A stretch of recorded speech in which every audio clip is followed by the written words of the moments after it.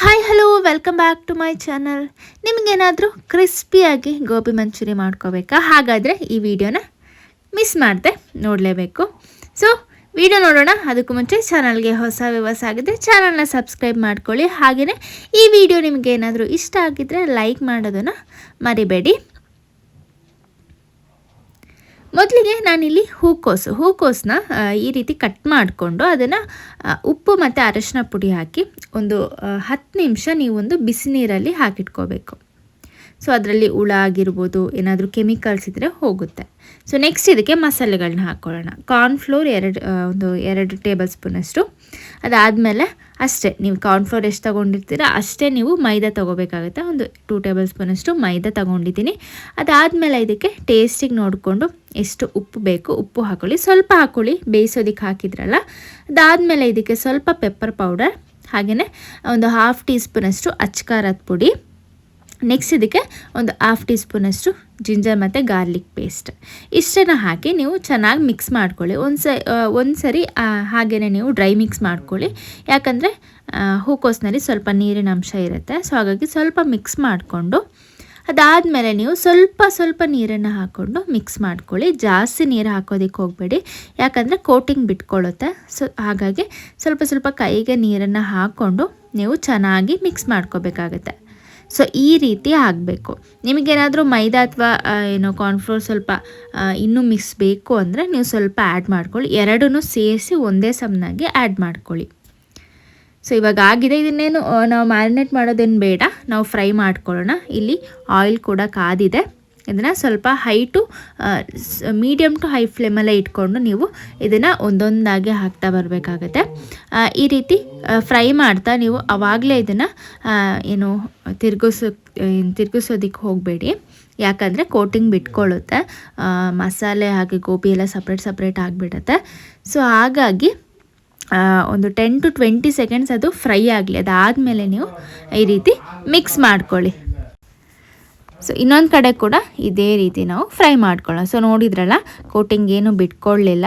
ಹಾಗೆಯೇ ಪೂರ್ತಿ ಲೋ ಫ್ಲೇಮಲ್ಲೂ ಇಟ್ಕೊಳ್ಳೋದಕ್ಕೆ ಹೋಗಬೇಡಿ, ಯಾಕಂದರೆ ಎಣ್ಣೆ ಎಳ್ಕೊಬಿಡುತ್ತೆ. ಸೊ ಹಾಗಾಗಿ ಸ್ವಲ್ಪ ಮೀಡಿಯಮ್ ಟು ಹೈ ಫ್ಲೇಮಲ್ಲೇ ಇಟ್ಕೊಂಡು ನೀವು ಇದನ್ನು ಫ್ರೈ ಮಾಡ್ಕೋಬೇಕಾಗತ್ತೆ.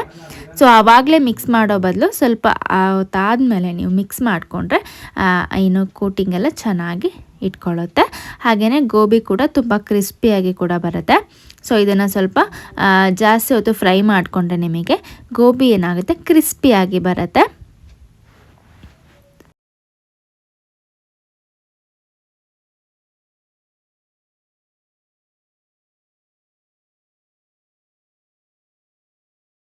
ಸೊ ಇವಾಗ ಇದಾಗಿದೆ. ಸೊ ನೋಡ್ಬೋದು ಗೋಲ್ಡನ್ ಕಲರ್ ಆಗಿದೆ. ಇದನ್ನು ನಾವಲ್ಲಿ ಒಂದು ಪ್ಲೇಟಿಗೆ ಹಾಕ್ಕೊಳ್ಳೋಣ. ಎಲ್ಲದನ್ನು ಕೂಡ ಇದೇ ರೀತಿ ಫ್ರೈ ಮಾಡಿ ಇಟ್ಕೊಳ್ಳಿ.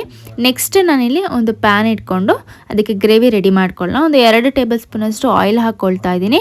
ಆಯಿಲ್ ಬಿಸಿ ಆದಮೇಲೆ ಶುಂಠಿ ಮತ್ತು ಬೆಳ್ಳುಳ್ಳಿನ ಚಿಕ್ಕದಾಗಿ ಕಟ್ ಮಾಡಿ ಇಟ್ಕೊಂಡು ಹಾಕ್ಕೊಳ್ತಾ ಇದ್ದೀನಿ. ಫಸ್ಟು ಗಾರ್ಲಿಕ್ ಬೆಳ್ಳುಳ್ಳಿ ಹಾಕಿ ಸ್ವಲ್ಪ ಹೊತ್ತು ಫ್ರೈ ಮಾಡ್ಕೊಳ್ಳಿ. ಸ್ವಲ್ಪ ಇದು ಫ್ರೈ ಆದಮೇಲೆ ನೆಕ್ಸ್ಟ್ ಬಂದು ಶುಂಠಿ ಹಾಕ್ಕೊಳ್ಳೋಣ. ಸೊ ಈ ರೀತಿ ಹಾಕೋದ್ರಿಂದ ಒಳ್ಳೆ ಫ್ಲೇವರ್ ಕೊಡುತ್ತೆ. ಸೊ ನೆಕ್ಸ್ಟ್ ಬಂದು ಶುಂಠಿ ಸ್ವಲ್ಪ ಕಡಿಮೆ ಇರಲಿ ಬೆಳ್ಳುಳ್ಳಿಗಿಂತ. ಅದಾದಮೇಲೆ ಹಸಿಮೆಣ್ಸಿನ್ಕಾಯಿ ಒಂದು ಹಸಿಮೆಣ್ಸಿನ್ಕಾಯಿ ತೊಗೊಂಡಿದ್ದಕ್ಕೆ ಹಾಕ್ಕೊಳ್ತಾ ಇದ್ದೀನಿ. ಅದನ್ನು ಕೂಡ ಚೆನ್ನಾಗಿ ಫ್ರೈ ಮಾಡ್ಕೊಳ್ಳಿ. ಇದು ಫ್ರೈ ಆಗಿದೆ, ಹೈ ಫ್ಲೇಮಲ್ಲೇ ಇಟ್ಕೊಂಡು ಫ್ರೈ ಮಾಡ್ಕೊಳ್ಳಿ.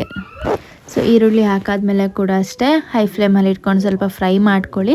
ಇದು ಫ್ರೈ ಆದಮೇಲೆ ಸ್ವಲ್ಪ ಗಾರ್ಲಿಕ್ ಪೇಸ್ಟ್ ಅಂದರೆ ಬೆಳ್ಳುಳ್ಳಿ ಪೇಸ್ಟನ್ನು ಸ್ವಲ್ಪ ಹಾಕ್ಕೊಳ್ಳಿ. ಫ್ಲೇವರ್ ಚೆನ್ನಾಗಿರುತ್ತೆ ಅಂತ ಅಷ್ಟೇ.